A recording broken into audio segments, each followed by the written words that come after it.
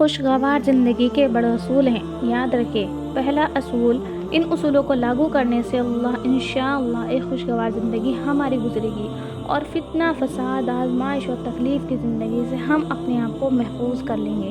اس کا پہلا اصول آپ کے سامنے رکھتی ہوں۔ خوشگوار زندگی کے لیے سب سے پہلا کام ایمان اور عمل صالح، یہ سب سے پہلا اور سب سے بیسک، سب سے بنیادی اصول ہیں دنیا و آخرت کی سکون والی، امن والی، خوشگوار زندگی گزارنے کے لیے۔ ایمان جس کے پاس ایمان نہیں اور عمل صالح جو نہیں کرتا، یقیناً نہ اس کو سکون ہے، نہ اس کو اطمینان ہے، نہ وہ خوشحال زندگی گزار سکتا ہے۔ وہ آزمائشوں میں ہے، تکلیفوں میں ہے، اور اللہ تعالیٰ اس کو وقتاً فوقتاً اب اس کو آزمائش سے دوچار کرتا رہتا ہے۔ پہلا اصول جس کو ہمیں کرنا خوشگوار زندگی کے لیے، ایک اچھی لائف کے لیے، ایک ایسی لائف جس کو ہم دنیا میں بھی انجوائے کریں اور آخرت میں بھی انشاءاللہ اس کا بہترین بدلہ ملے، وہ ہے ایمان اور عمل صالح۔ یہ سب سے پہلا اصول ہے، یاد رکھیں۔ اللہ رب العزت قرآن میں فرماتے ہیں، من عمل صالحا من ذکر او انثی وہو مؤمن فلنحیینہ حیاۃ طیبہ۔ اللہ تعالیٰ فرماتا ہے اور کہتا ہے، جو کوئی نیک کام کرے، چاہے مرد ہو چاہے عورت ہو، وہو مؤمن، اگر وہ ایمان والا ہو، فلنحیینہ حیاۃ طیبہ، تو اس کو ہم دنیا کی بہترین زندگی عطا کریں گے، اور فرمایا آخرت میں بھی ان کے اجروں کا بہترین بدلہ دیں گے۔ تو جو ہی اچھے اعمال کرے، چاہے مرد ہو چاہے عورت ہو، دنیا کی زندگی کی بھی اچھی زندگی گزارے گا اور آخرت میں اس کا عمل کا بہترین بدلہ ملے گا۔ تو اس آیت میں دو چیزیں بتائی گئی ہیں، ایک بہترین دنیا کی زندگی اور آخرت کی بہترین زندگی کے لیے۔ وہ پہلا یہ ہے کہ ایمان والا ہو اور اعمال کرے نیک، تو ایمان اور عمل صالح دونوں مل جائے تو دنیا کی بہترین زندگی ہوگی اور انشاءاللہ آخرت کی بھی بہترین زندگی ہوگی۔ اسی طرح دوسری جگہ اللہ تعالیٰ فرماتے ہیں، جو لوگ ایمان لائے، انہوں نے نیک عمل کیے، ان کے خوشحالی بھی ہے اور عمدہ ٹھکانہ بھی ہے۔ جو لوگ ایمان لائے اور نیک کام کریں، ان کے لیے خوشحالی بھی ہے اور عمدہ ٹھکانہ بھی ہے آخرت میں۔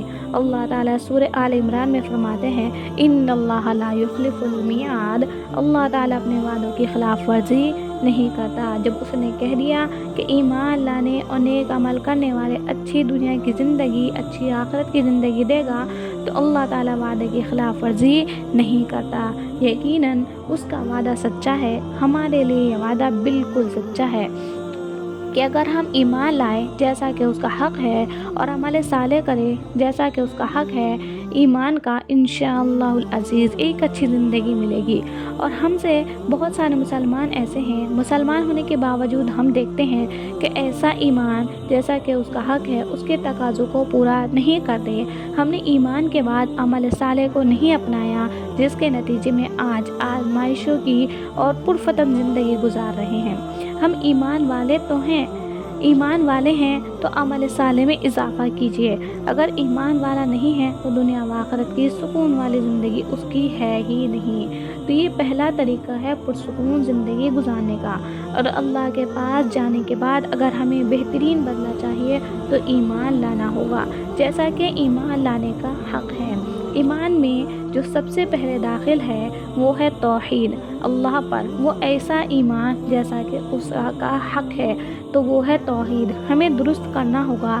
اس لیے کہ بہت سارے لوگ اپنے آپ کو ایمان والا ہونے کا دعویٰ کرتے ہیں لیکن توحید نہیں ہے۔ اس لیے اللہ رب العزت نے سورہ یوسف میں فرمایا، وَمَا يُؤْمِنُ أَكْثَرُهُمْ إِلَّا بِاللَّهِ إِلَّا وَهُمْ مُشْرِكُونَ۔ بہت سے ایمان والے ایسے ہیں جو ایمان کرتے ہیں مگر وہ مشرک ہیں۔ دعویٰ ایمان کا ہے، آج ہم دعویٰ کرتے ہیں اور اللہ کے ساتھ شریک کرتے ہیں، پھر کیسے خوشحال زندگی ملے گی؟ سوال یہ ہے کہ کیسے ملے گی؟ جب رب کے ساتھ کسی کو شریک کر دیا تو کیسے ملے گی خوشحال زندگی؟ خوشحال زندگی کے لیے بڑی محنت ہے، بڑی مشقتیں ہیں دنیا و آخرت کی خوشحال زندگی کے لیے۔ اور دوسرا عمل جو کرنا ہے وہ اتباع سنت کو لازم کر لیجئے، نبی اکرم صلی اللہ علیہ وسلم کے طریقے کو لازم جان لیجئے، اور یہ شریعت ہے۔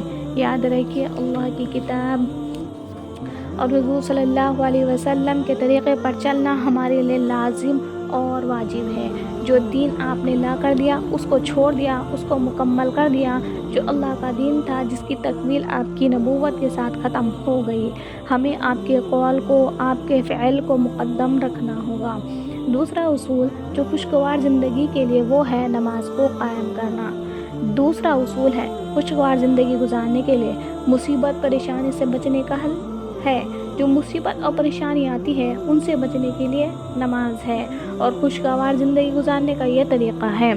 صحیح مسلم کی روایت ہے، نبی اکرم صلی اللہ علیہ وسلم فرماتے ہیں، بندہ اپنے رب کے سب سے زیادہ قریب اس وقت ہوتا ہے جب وہ سجدے کی حالت میں ہوتا ہے، لہٰذا تم سجدے کی حالت میں زیادہ دعا کیا کرو۔ بندہ سب سے زیادہ قریب کب ہوتا ہے اللہ تعالیٰ سے؟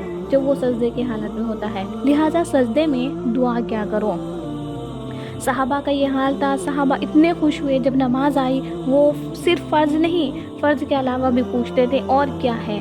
نبی اکرم صلی اللہ علیہ وسلم نے بتایا فرض کے علاوہ نفل انسان پڑھ سکتا ہے۔ نفل میں پھر وہ سنت ہے، سنت مؤکدہ ہیں، پھر اس میں مختلف نماز ہے، تہجد ہے، اشراق ہے، چاشت ہے، اوابین ہے، مختلف نمازیں ہیں۔ لیکن افسوس کی بات ہے کہ 5 فرض ہم سے نہیں ہو رہے ہیں۔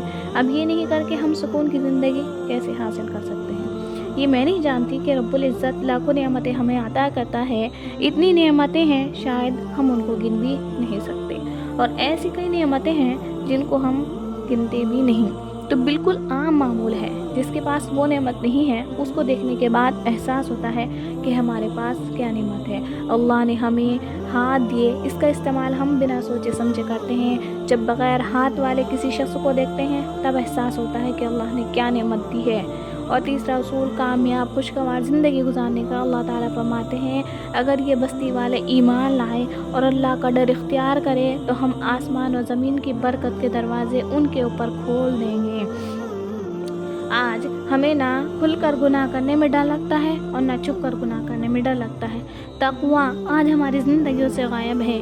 یاد رکھیے، تقویٰ دل کی کیفیت ہے کہ ظاہر سے بھی نظر نہیں آ سکتا، کہ ظاہر سے بھی وہ نظر آ سکتا ہے لیکن ضروری نہیں، اصل کیفیت اس کی دل کی ہے، ورنہ سامنے کوئی انسان متقی پرہیزگار بن کر آتا ہے اور پیچھے جا کر گناہ کرتا ہے۔ تقویٰ بڑی اہم چیز ہے، یاد رکھیے، تقویٰ اگر اختیار نہیں کریں گے تو نعمتیں جو دی ہوئی ہیں وہ چھینی جائیں گی۔ اس کے لیے کہ جب شکرانہ ادا نہیں ہوتا اللہ کی نعمتوں کا تو اللہ دینی نعمتوں کو بھی چھین لیتا ہے۔ آدم علیہ السلام سے خطا ہوئی، جنت سے نکال دیے گئے، شیطان نے ایک نافرمانی کی، اللہ کی جنت سے نکالا گیا اور ملعون ہوا، قیامت تک کے لیے تقوی کے خلاف کام کیا۔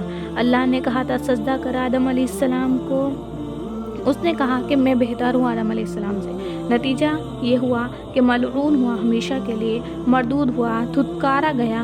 لہٰذا نعمتوں کو باقی رکھنا ہے تو اللہ تعالیٰ کا شکر ضرور ادا کرنا ہوگا اور تقویٰ